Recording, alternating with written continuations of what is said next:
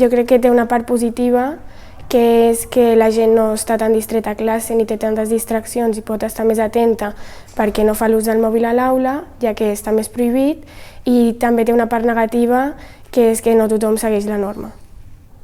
Penso que d'una banda ens ajuda a concentrar-nos a la classe, però d'altra banda penso que hem estat tan acostumats a usar el mòbil que ara se'ns fa difícil. Sí, jo crec que s'ha aplicat bastant bé a cursos inferiors que no pas al meu curs o més a dalt, però igualment crec que ens ha afavorit bastant a tots els alumnes, ja que en temps morts com que no venia el professor o aquests 2 minutets que hi ha entre classe i classe, tendíem a fer l'ús del mòbil quan no hi havia aquesta normativa, i ara, doncs, com no tenim el mòbil, parlem amb companys o fem com una mica més de companyerisme i això ens ha afavorit bastant a tots els alumnes. La nova normativa referent a l'ús dels telèfons mòbils als centres educatius trobo que ha estat tot un encert, sobretot perquè ha reduït dràsticament la presència dels dispositius mòbils a les aules, i també penso que com a conseqüència hi ha hagut una reducció del nombre d'incidències relacionades amb el mal ús dels telèfons mòbils. Trobo també que hi ha hagut una diferència entre l'alumnat de primer i segon d'ESO i entre els de tercer i quart i batxillerat a l'hora d'acceptar aquesta nova normativa. Potser els petits estan molt més oberts a fer ús d'aquestes maletes on deixen els mòbils a primera hora, i els alumnes més grans crec que hem d'acabar de conscienciar i de treballar amb ells el que és el bon ús d'aquests dispositius i on i quan s'han d'utilitzar.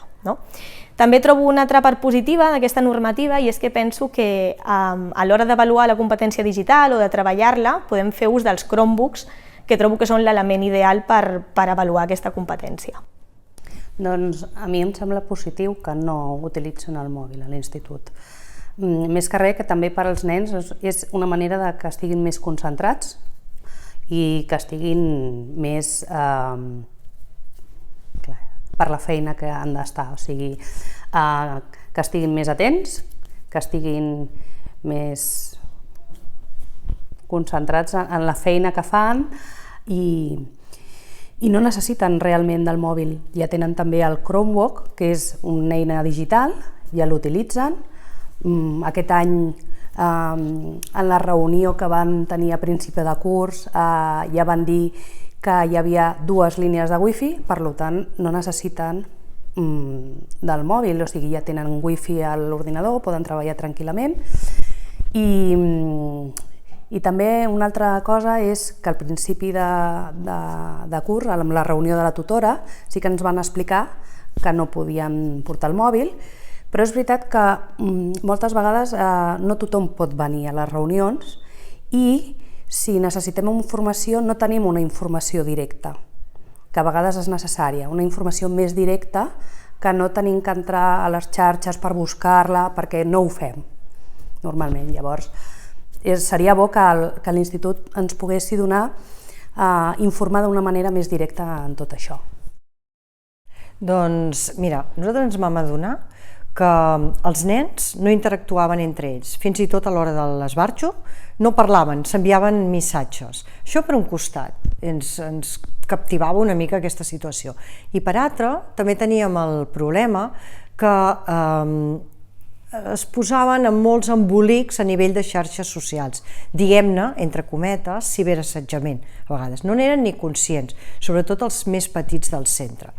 I aleshores, això ens va fer reflexionar molt, no només com a equip directiu, sinó també com a claustre, i vam tenir moltes sessions de debat sobre aquest tema. Vam aprofitar la nova normativa del Departament d'Educació i ens vam configurar com Institut Lliure de Mòbils. I a partir d'aquí vam haver de pensar com ho gestionàvem. Com ho hem gestionat? Amb els alumnes de l'ESO hem invertit uns diners del centre per comprar unes maletes, són com unes maletes viatgeres. A les 8 del matí arriben a la classe, els nens, els alumnes, perquè n'hi ha que no són tan nens, les omplen, els aporten a direcció, les custodiem i els hi ho tornem a 2:45. Als alumnes de batxillerat els hi han donat un vot més de confiança, és a dir, el mòbil no es pot fer servir, som un institut, insisteixo, lliure de mòbils, però l'han de portar apagat, perquè no el poden fer servir al centre. Tinguem en compte que els alumnes de batxillerat tenen l'oportunitat de sortir a l'hora del pati si volen, i per tant ens semblava correcte que fora del centre poguessin fer servir el telèfon mòbil, però no així els alumnes d'ESO, que els tenim aquí tota la jornada.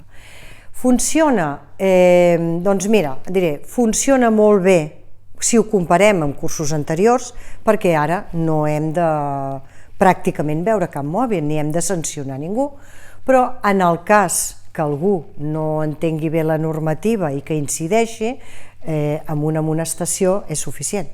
És a dir, si continua reiterant-ho, doncs evidentment rep una sanció de la Comissió de Convivència. En el moment actual, la valoració del claustre i de l'equip directiu és molt positiva. Estem al primer trimestre de curs, esperem que continuï així.